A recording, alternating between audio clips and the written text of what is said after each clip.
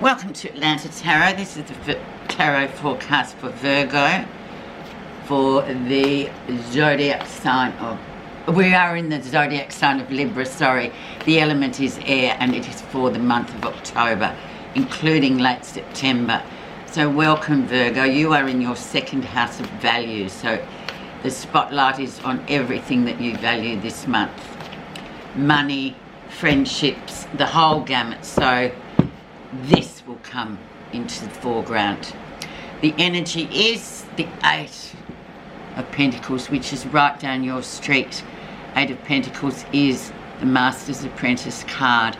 It's about get cracking with whatever it is, projects, doing things, moving on, you know, getting in sync with it. It's a card of people who are mature, who want to go back and learn something new, do something new, add value to their life already, especially Virgo of all people, because they are the slow movers, they are the box tickers, they get things done.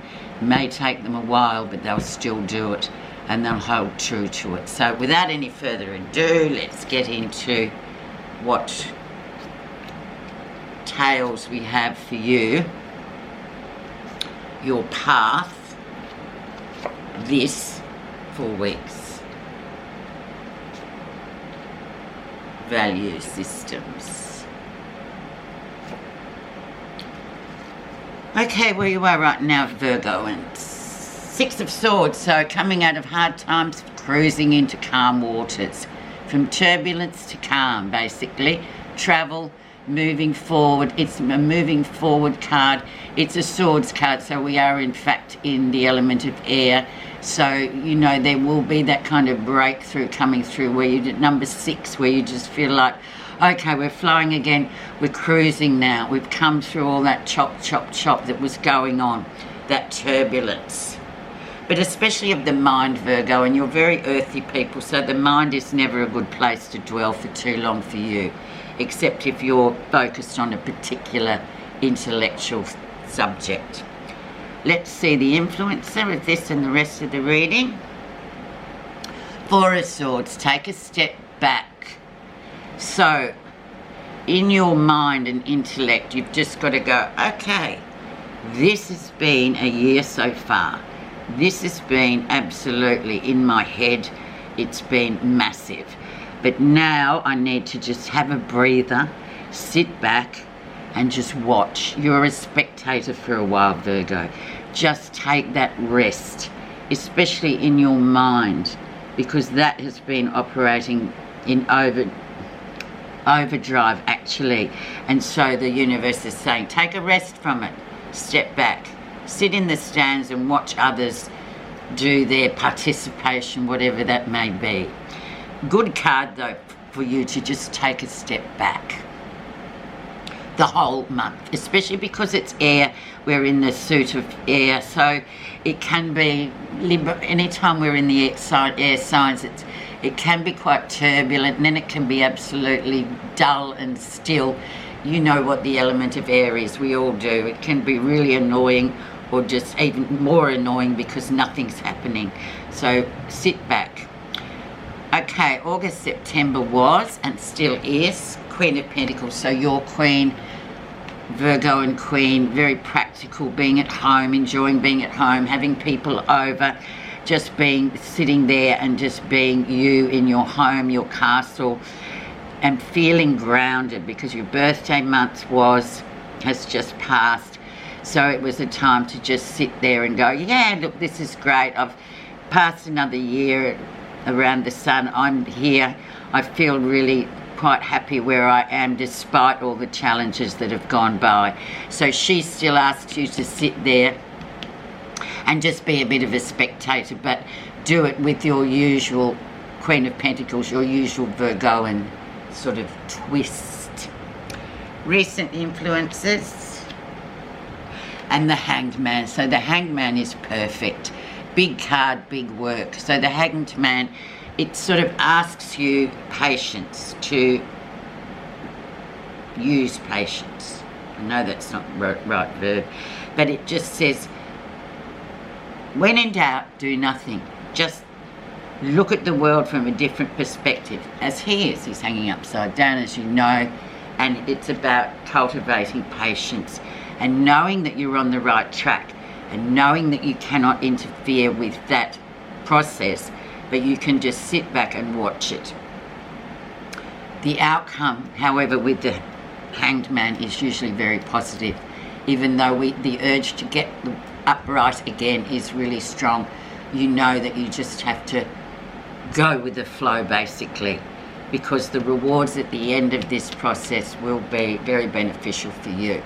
So it's a good card, big card, good card, but it takes work and energy in to go, okay, I must exercise patience. The lesson you'll be learning: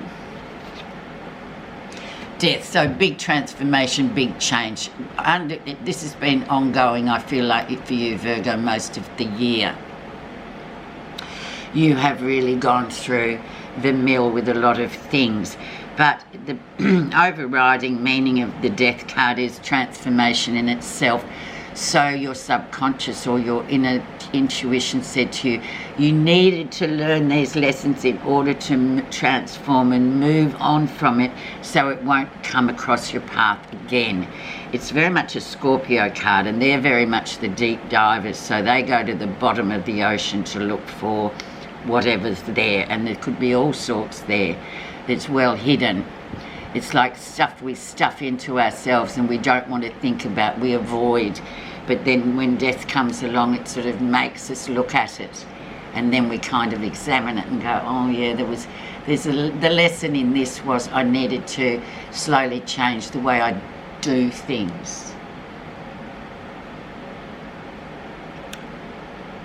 Very powerful card. Two very powerful cards for Virgo, especially in your...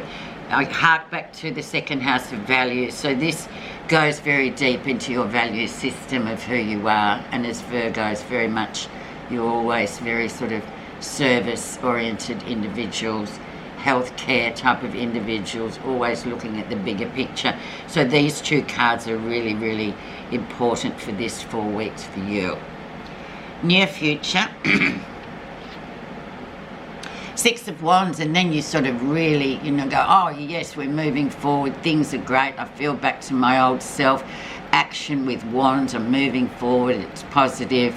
I can look back and see what I've gained in my lessons in the last, how many, 10 months.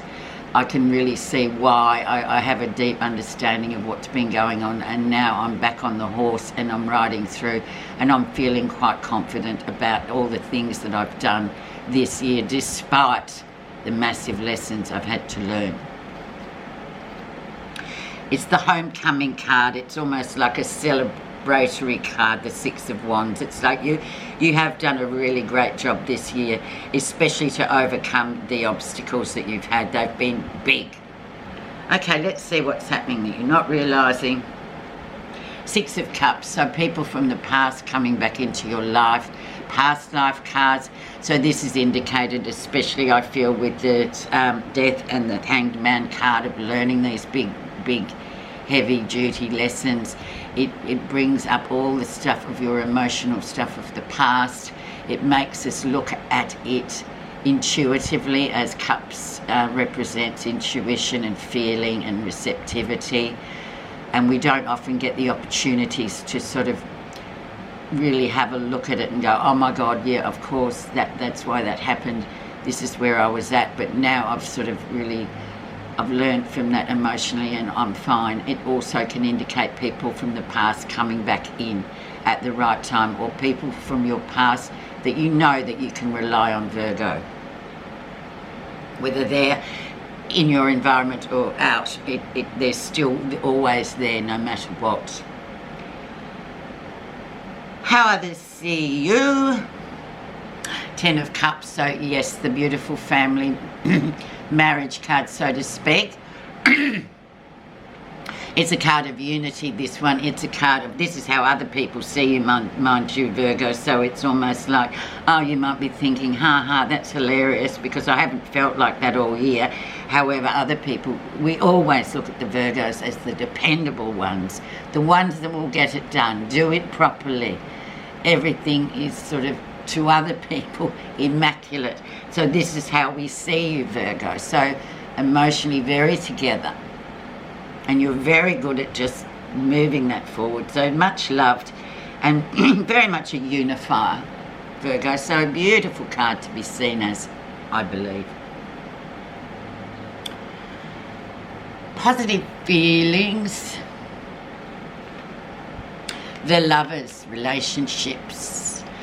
Looking at our relationships. Now this is obviously undoubtedly, you know, often when we get the Death card and the Hanged Man, we sort of get to reflect upon our relationships with other people, and we've got these two emotion cards here below it, sort of indicating this has emotionally been tough relationship wise as well in your life, whether it's your relationship or someone very close to you's relationship. Having a look at that, viewing that, but just knowing that somehow these processes do get sorted out by these two big cards here, and the Lovers card can sort of really,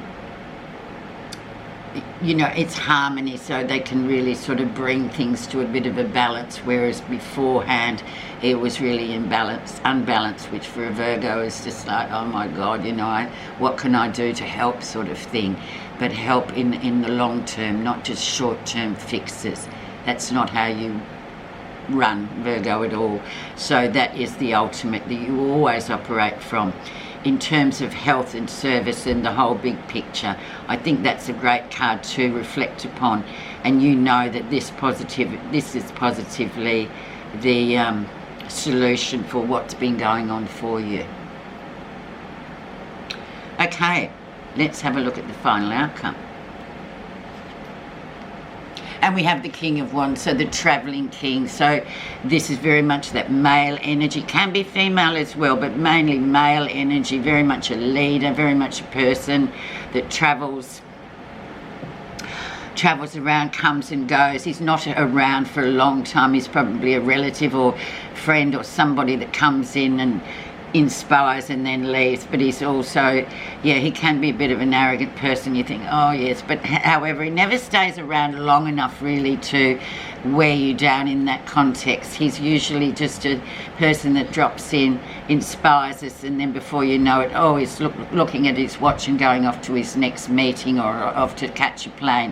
He's that kind of energy, and he does leave us with that positive energy, very much leadership, and just action once again, this guy. So that is it's a very much a male energy. So anybody, you know, of course, this person is quite interesting for you at the end of this month.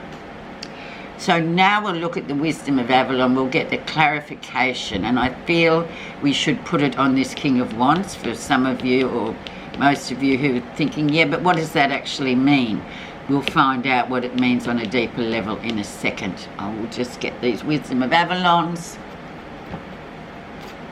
and we'll see what the underlying clarifier is of this King of Wands energy.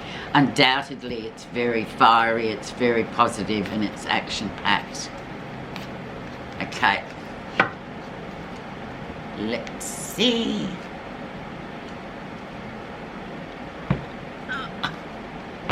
And we have the frog. Beautiful animal, spirit animal, the frog, number 14. I like the frog. I'm learning it. Cleaning house, releasing emotional baggage. The frog says that it is time to clean house and get rid of the clutter in your environment, your head, and your heart. Move out any objects, thoughts, or relationships that hold you back. It's time to get rid of anything that clutters your life or your space with unwanted, burdensome energy, or anything that weighs heavily on your heart. Look around you and take stock of what's around you. Does what you see hold positive and supportive energy? If not, it's time to throw it away and release it, so that it in turn will release you from its influence. When the frog appears, it's always spring and time for cleaning your house, so you can allow new and fresh energy to enter your world. The frog says it's time to release all things no longer appropriate to bring you on your journey. Then you can hop to the next lily pad light and free. And that takes us back to the second house of values. I think that was a wonderful, beautiful card. Thanks so much, Virgo, for listening.